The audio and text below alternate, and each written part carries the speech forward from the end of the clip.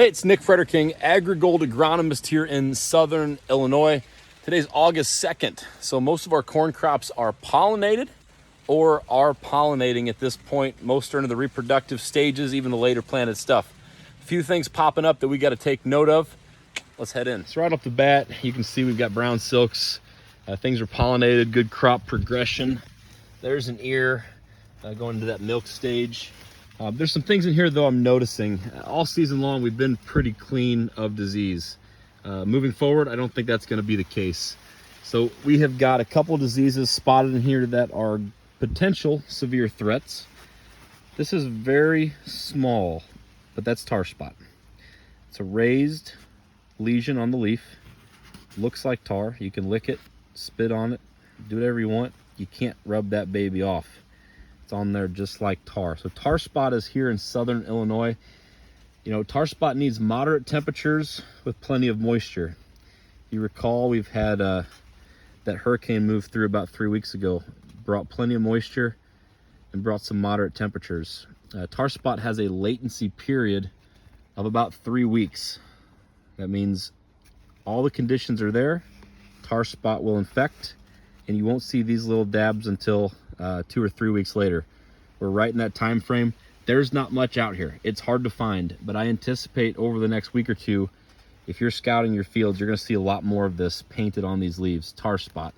Again, raised lesion, little black specks. Can't rub them off if you spit on them, get water on them, wash rag, what have you. I expect this to get worse in the next couple of weeks as it becomes more visible. Leaf right next to it has southern rust, the beginnings of it. When that hurricane came up, there's no doubt about it, it brought spores with it of southern rust. Pretty typical. We understand that cycle. But now these are just starting to show up as well. So over the next couple of weeks, I believe these two very impactful diseases are going to start to take shape, most likely in the lower to mid canopy where moisture was retained and those diseases could take off. So if you're looking for them in scouting fields, I'd stay looking at the middle to the bottom of the canopy in corn. If you haven't sprayed a fungicide yet on your corn, I would strongly advise you do so. If you've made an application already at tassel, we're going to need to monitor the progress of these two diseases. There is a potential that we might want another application before grain fill is over to protect from this.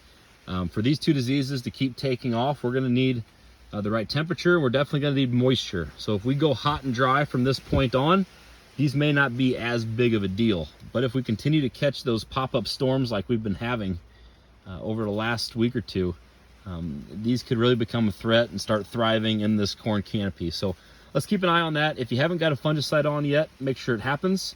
If you've already put one on at VT, let's monitor conditions and assess if we can justify a second one in the corn crop.